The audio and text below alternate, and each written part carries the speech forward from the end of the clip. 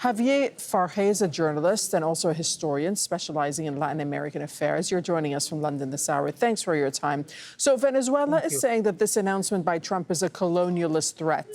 Do you think it's another means of pressuring Maduro? I mean, the announcement made by Trump about the airspace closure? Or is this a precursor to land strikes? Something Trump has said may happen. If we just take a look at the map briefly, I mean, we can see how close American military assets are to Venezuela right now. But so far, it's been only a threat. I mean, he announced, for example, the closure of the airspace above Venezuela on his social media Truth. He hasn't signed an executive order which, allows the army to do something like that. He announced covert operations by the CIA, which is very weird because you don't announce operations that are supposed to be secret. So they sound like threats in this particular moment. We know that there's a huge display of military force in the Caribbean.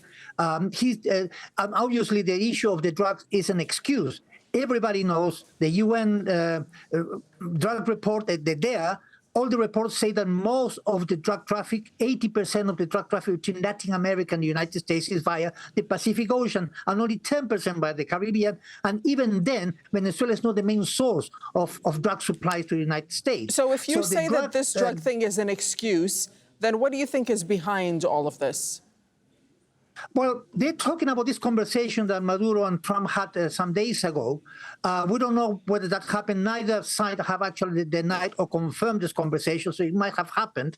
And basically, some people are talking about in Venezuela about behind closed doors diplomacy, exercising a lot of pressure on Maduro to take a decision about his own future, otherwise he will be sort of invaded. Now, the United States would rely, in principle, on cracks within the armed forces in Venezuela, but so far no cracks have appeared. They seem to be well behind Maduro. And on the other hand, we mustn't forget they've been preparing for this for many, many years, for the possibility of invasion. I was in Venezuela 7 years ago. I visited some army barracks there, and they showed us a graphic where they are talking about the different steps they would follow to repel an invasion. So they've been preparing for this for a long time. I mean, even the opposition in Venezuela are divided in relation to whether an invasion is the right thing to do or not. So this, at the moment, this looks only like a threat, like pressure, because the drug traffic is, I mean, that's an excuse because even experts in the region know very well that the drug traffic via the Caribbean is minimal,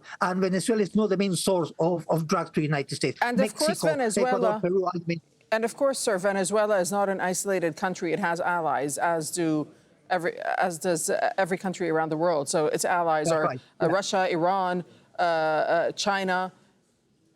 They're quite global players as well. So what can they offer at this point?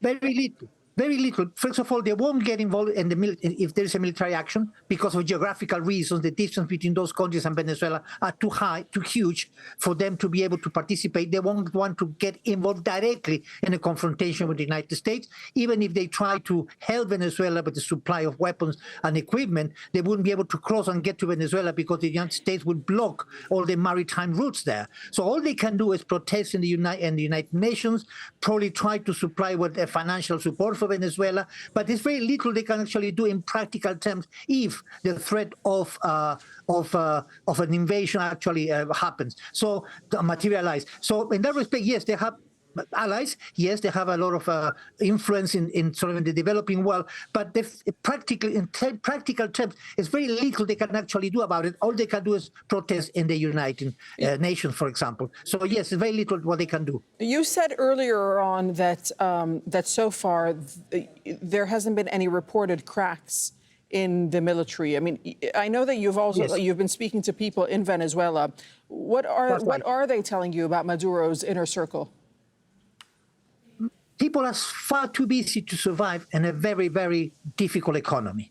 They're far too busy to think about that. They're expecting their work, hoping that nothing will happen, but they are far, far too involved in the exercise of basic survival, because this economic situation in Venezuela is very bad. Inflation is very high. Salaries have really lost their value. So they're really struggling to survive. So that is the priority for the majority of Venezuelan people. Of course, and in terms of the opposition, for example, the opposition is divided in terms of whether they accept an invasion or not. Enrique Capriles, the former candidate of the opposition, one of the main figures of the opposition, opposes any kind of invasion.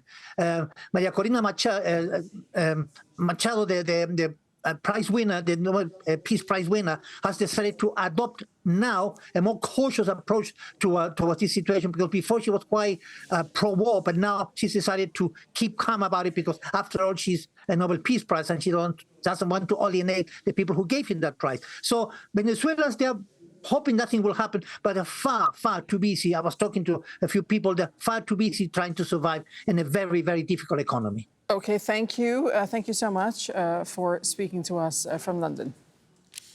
Thank you.